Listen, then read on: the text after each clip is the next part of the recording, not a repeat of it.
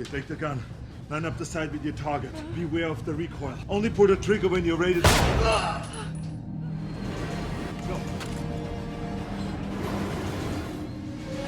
Yes! Don't stop! What are you doing? Don't stop! He's gone.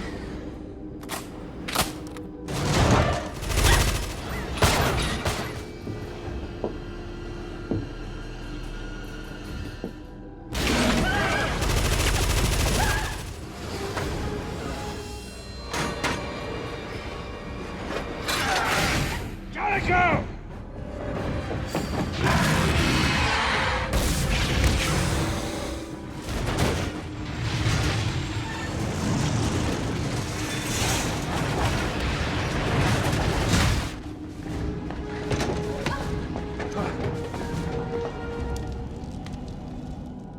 Jericho!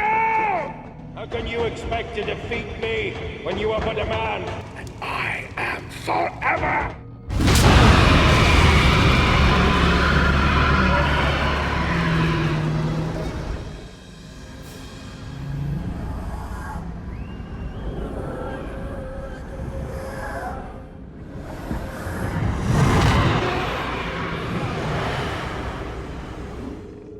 Hey guys, what's happening? Niyat here with Film Comics Explained, and as voted for by everyone in the latest poll, today we'll be exploring End of Days, the 1999 supernatural horror film directed by Peter Hyams. Starring Arnold Schwarzenegger, Gabriel Byrne, Robin Tunney, CCH Pounder, and Kevin Pollak, it follows former cop-turned-security expert Jericho Cane, who's pulled into an ancient religious conflict between good and evil. Mandati i nostri emissari in tutte le città del mondo. Deve essere trovata. The film opens in 1979. The majestic towers of the Vatican rise into the night, revealing the moon with a celestial body streaking past above it. Spotting this, a monk opens an ancient manuscript to reveal the same sign of a full moon and the sweeping arc of a comet. The effect is that of a giant eye, and beneath it, a child lies inside a pentagram. Translating the Latin text, I'm gonna stay. He rushes to see the Pope and warn him that the child will be born today. His Holiness concedes it has begun and calls for emissaries to be sent out throughout the world to find her. It's here that one of his cardinals declares she must be destroyed to protect humanity. He posits that she was chosen to bear his child and would bring about the end of days if allowed to live. But when he begs for them to call out their knights, he's admonished by the Pope, who explains, She must be killed. Sacrifichiamo un innocente, non meritiamo la redenzione. He's told the prophecy calls for faith, and since they're servants of God, they must believe in him to protect the girl. Only then will their true salvation be found. With that, Cardinal Thomas is charged with finding the girl and keeping her from evil. And though the cardinals bow down accepting the Pope's wishes, Cardinal Side-Eye has other plans. Just as the prophecy had foretold, a young girl is born in New York a few hours later. Unfortunately, before Thomas could locate her, a Satanist cult performed a spell at the hospital, binding her to their cause. Named Christine York by her mother, the girl was raised by the cult following the death of her parents and began to experience horrific nightmares about the arrival of Satan throughout her life. 20 years later, on December 28, 1999, the world is counting down to the biggest celebration in history. Wanting to interrupt our joy is the devil. Freed from his prison, the winged demon travels through the streets of New York following a fiery explosion, looking for a human host to inhabit. Entering an upscale restaurant, he follows a Wall Street banker into the bathroom and possesses him. Of course, he wastes no time embracing every sin and displaying why he's the personification of evil. What the hell are you?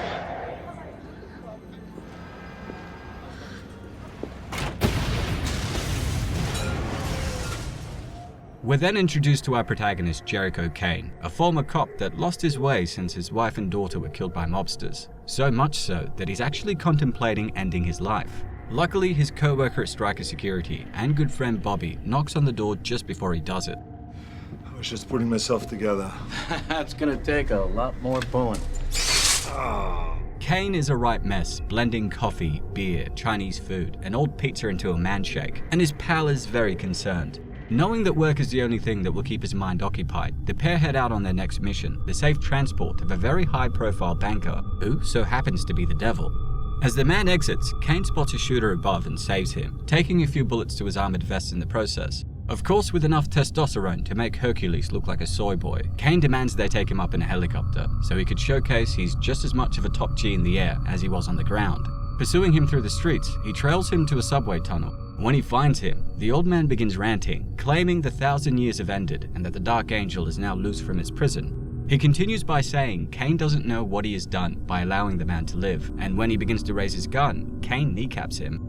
It's not until he gets close that he realizes he was a priest, and while he doesn't find any ID on him, he locates a card with an address to a bar on Clinton Street, something he withholds from Detective Marge Francis and his former comrades at the local police department.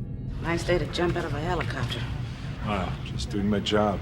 Marge is confused about his police report and doesn't hold back, questioning whether he was still drinking. She goes on to explain his claim the priest spoke to him was bogus, considering he didn't have a tongue.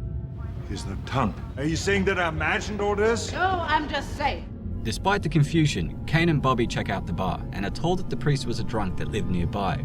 They explore his decrepit home to find symbols and messages written in red throughout, including, I've seen the earth laid to waste. I've seen the horror to come. The 1,000 years have ended. 27. They also locate his tongue in a jar, indicating he'd cut it out to stop himself from talking, and a picture of a now 20-year-old Christine. When the police arrive shortly after them, Marge explains his name was Father Thomas Aquinas, the very man that was charged with protecting Christine 20 years ago by the Pope. Thomas supposedly arrived in the States in 1981 and began serving at St. John's Church. That was until 6 months ago when he began to experience a spiritual crisis. When they ask why a priest would be shooting at a banker, Marge states the banker was now missing, and the plot thickens like pasta sauce. We then head to Christine, who's riding the subway home, when a man begins staring at her with an ominous smile. He approaches and stands uncomfortably close to her. Confused, she offers him money, but he continues to stand there, telling Christine that he's coming for her. She grabs his hand and asks how he knows her name, but as she does so, the man crumbles into pieces.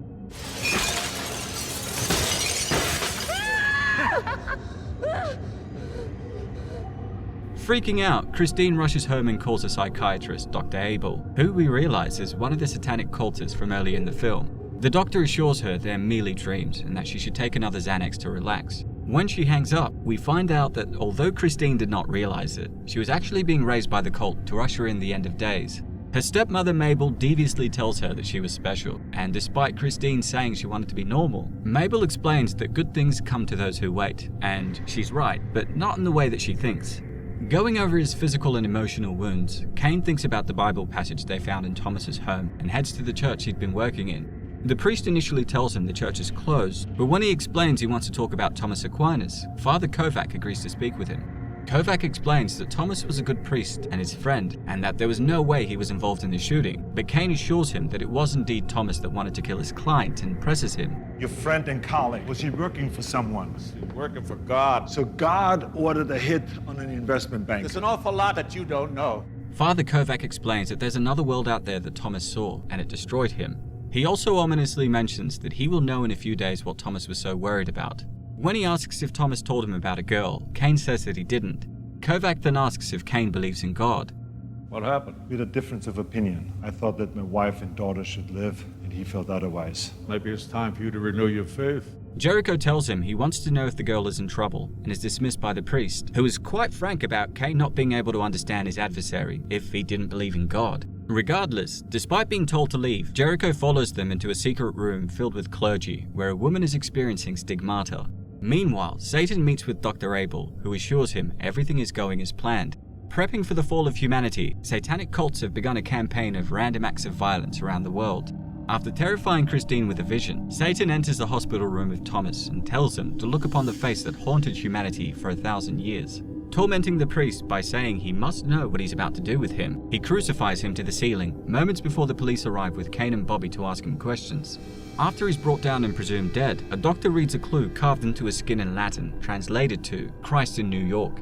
With this, Jericho and Bobby begin searching for any similar names and come across Christine York. And she's lucky they did, as Vatican knights sent by the shady cardinal arrive to assassinate the girl. The holy men perform last rites and are about to kill her when the duo break in and save the day. However, while they take a few of them out, the knights seemingly disappear without a trace. Is that your connection, religion? I've seen a lot of attempted murders, but I've never seen anyone perform the last rites before. Confused about the bizarre set of events linked to Christine, the cops agree to set up a patrol car outside to protect her. Bobby and Cane also park their van across the street and keep watch, as Cane studies a religious text he took from Mabel's home. Unbeknownst to Christine, her stepmother receives a call from Mabel, instructing the woman to bring her to them. But scared they would reveal the location of their temple, she refuses. Of course, furious by this, Satan punches a hole in Mabel's head and decides to go to her instead.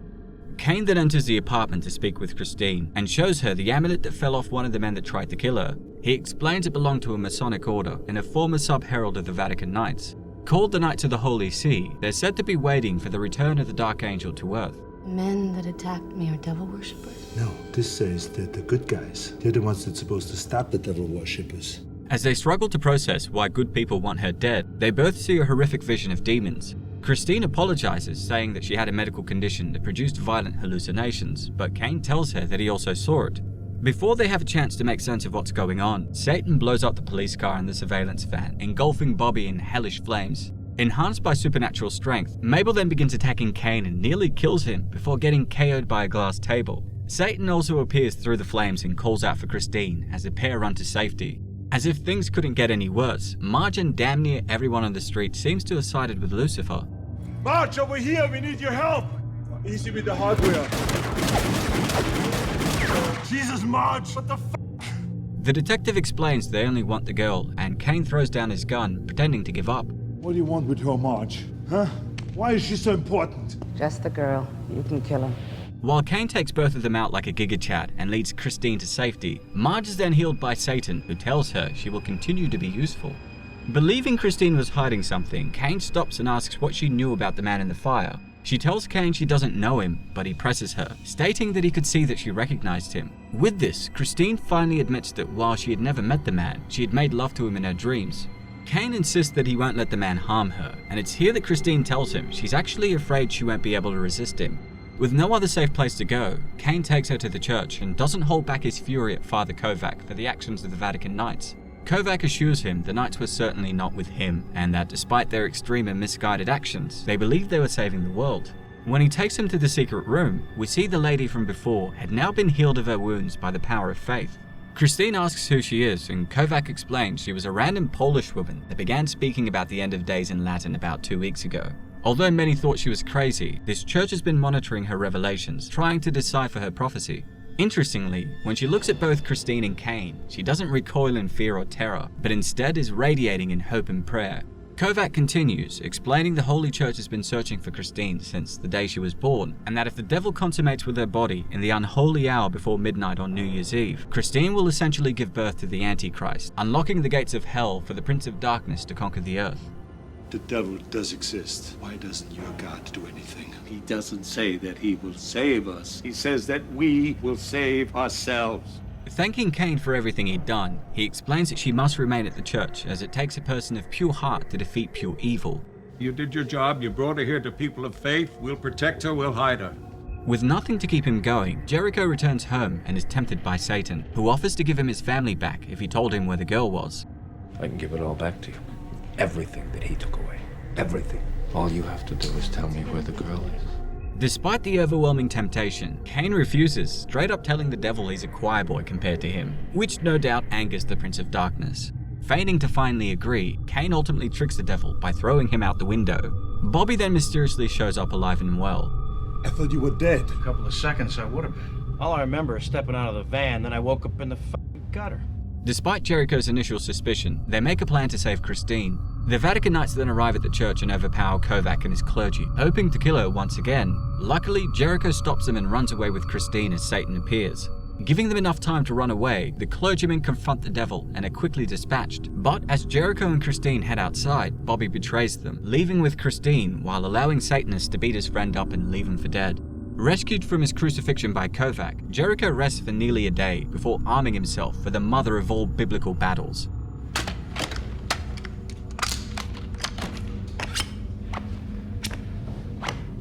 Following Marge to the hidden temple, Cane kills her once again and rescues Christine with the help of Bobby, who admitted he was resurrected in exchange for his help in capturing Christine. After disobeying the devil by refusing to kill his friend, Bobby is returned to his fiery death as Cane and Christine escape through the subway tunnel. Firing multiple shots into Satan and running him over with a train, Cane ultimately destroys the devil's host body using a grenade launcher, forcing the demon to find a new host. Entering another church, Cane tells Christine to hide as he begins praying to God. Unfortunately, it's not long before Satan smashes through and confronts Jericho in his true form, possessing him. With only a minute left until the new year, Jericho fights back and sacrifices his life by impaling himself on the sword of St. Michael, thus preventing the devil from completing his goal and enabling humanity to save itself as the Pope had prayed. At the stroke of midnight, the will of God frees Jericho's body from Satan's control and sends Satan back to the depths of hell. After being granted a vision of his wife and daughter smiling and waiting for him on the other side, Jericho dies, finally at peace. As Christine thanks him for saving her life, the rest of the world celebrates the start of the new millennium, not realizing how close we came to the end of days. With that said, that's all for today, folks. A huge thanks to everyone that voted we cover End of Days. And if there's anything else you'd like to request, please don't hesitate to ask. As always, it's been a pleasure. Niyat here with Film Comics Explained. Thanks for stopping by. I want you to go to hell. You see, sometimes the problem is Hell comes to you.